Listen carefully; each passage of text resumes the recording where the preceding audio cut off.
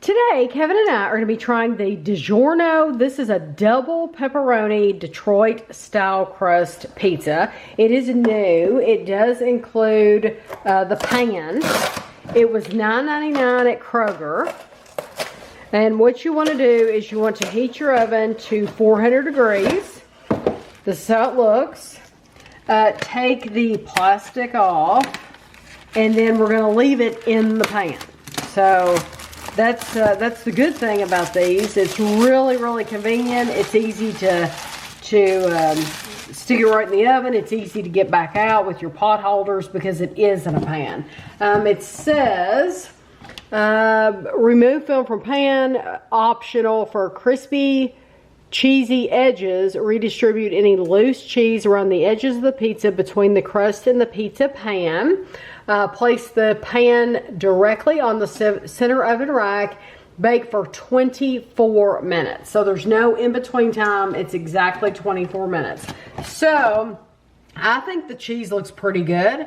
Some pepperoni on this corner maybe. But yeah, I could move that. I think it's pretty much, it's okay though. I'm happy with it. So I'm going to leave it like this and put it in for 24 minutes and then we'll be back. So this was in the full time, and you don't have to remove it from the pan unless you just want to cut it. Kevin just always is able to cut it right inside the pan. Yeah, it's kind of got to fold the edge down a little bit. Yeah, not a big deal at all. But it looks really good. Looks like it cooked, baked for the perfect amount of time. So he'll cut us some slices, and then we'll be back to give it a try. So this is the double pepperoni. It's a sliced and diced pepperoni made with pork, chicken, and beef. And so when you look at it, double pepperoni, it doesn't mean it covers up every little bit of the cheese. It's got two different types. Two different types of pepperoni on it. It says, sorry delivery, DiGiorno Detroit style crust pizza is topped with edge-to-edge cheese and bakes in its own pan fresh from your oven. You're welcome. It says a fourth of the pizza is 440 calories. So not bad. Half a pizza for 880 calories. Yeah. Less than some. Yeah, not bad at all. Okay, it's let's see. Okay, here we go. I'm gonna try this corner too. So. Well, I want to make sure it's the pepperoni we're eating it for. So I want to make sure I get mine has a good piece of pepperoni. some pepperoni right of course, here. it's molten lava right now. I know. Yeah, it's going to be pretty hot.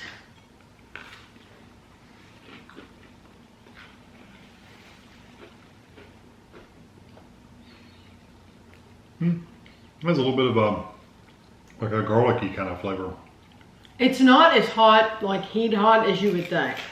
So like, yes, it's hot, but because it's so thick, it doesn't seem like it is scalding hot, the sauce, as you would traditionally get in a thinner pizza. Yeah, it's still pretty hot though. Just be careful when you eat it because you'll blister the back of or the roof of your mouth. I really don't think it's near as hot. That's normally bad. At temperature, heat hot. Yeah, it's just not. It's like you would not have to blow on this, I do not think. You know what? I've gotten a couple bites of the pepperoni. It's not a very strong pepperoni flavor, is it? No. You don't think so either? No. Well, it's not just me. No, it's not just you. I'm going to try another one.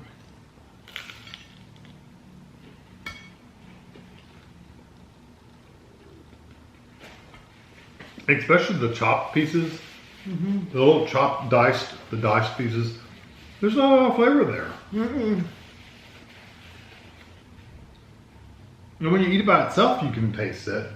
But when you eat it with the sauce and the crust and the cheese, it's not very strong. We'll try a slice. You definitely get the texture, the meaty texture. That's a lot different. It's got a chew to it.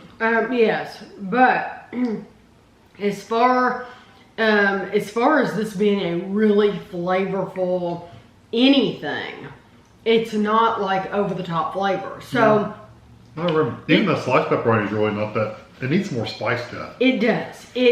I like the crust. I really do. It's the Detroit style crust. It's nice. It's almost a little. It's like pillowy, but it's a little bit flaky too. It's a nice crispy.